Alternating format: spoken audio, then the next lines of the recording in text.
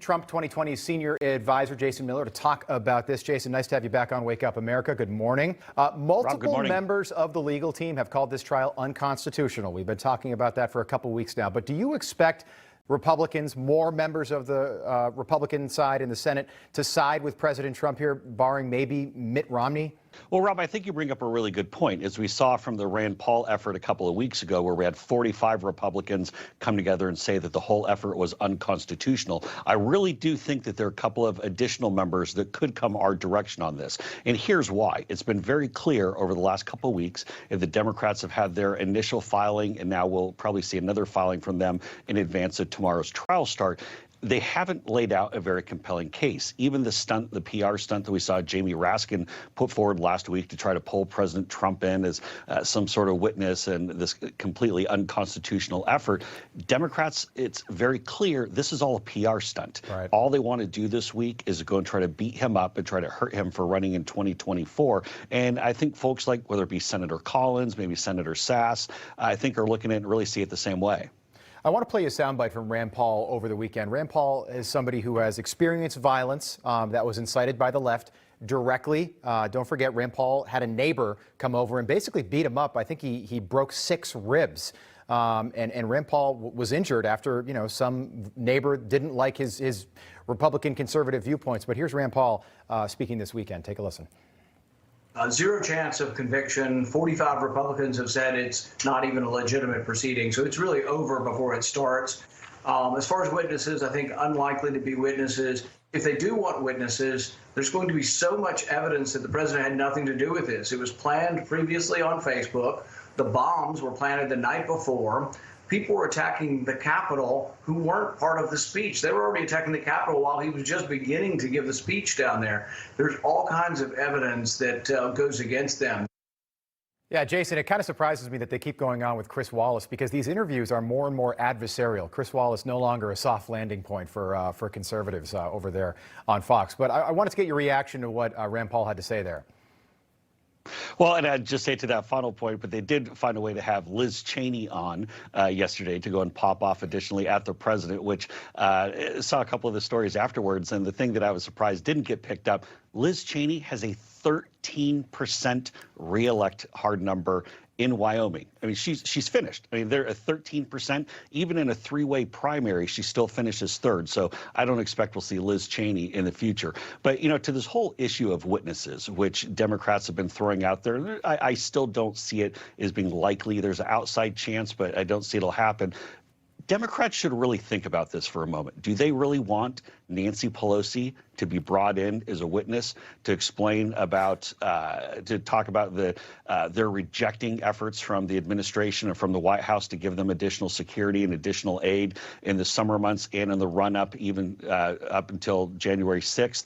I don't think they want to talk about that. Does AOC want to get up there and talk about where she really was on January 6th? Because we know it wasn't at the Capitol, and AOC is taking quite a bit of heat over that. So does Chuck Schumer really want to be a witness himself to talk about the violence that he incited in front of the Supreme Court or Maxine Waters? So I don't think Democrats really want to go down this road. They can, but careful what you wish for. This will do nothing but divide. And I can't believe 19 days ago we had inauguration. The theme of that inaugural event was America United. This is just going to upset the 74 million people that voted for President Trump. Chuck Schumer said over the weekend that he wants this wrapped up by Friday. Jason, if you were impeaching a president, a former president like we are now, which is unconstitutional, a lot of scholars say that, wouldn't you want it to be as thorough as possible?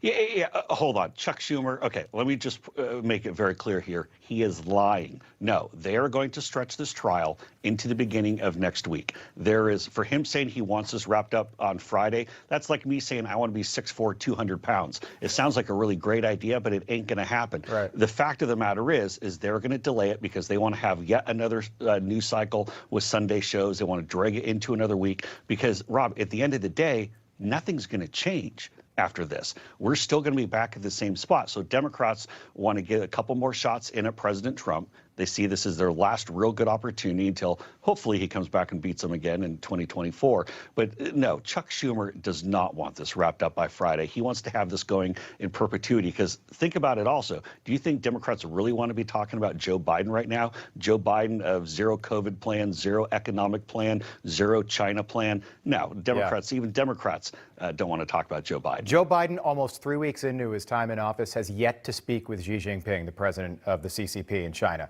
It just shocked me when I read that. He's yet to talk to him. You know, Xi Jinping has the direct hotline. I mean, he can just call Hunter or any of the other Biden family members who are on the take. Well, he wants Hunter's book. He wants an early autographed copy of Hunter's new book. I saw an interview that you gave recently where you said that President Trump is a lot happier since leaving office, partly because he's off social media.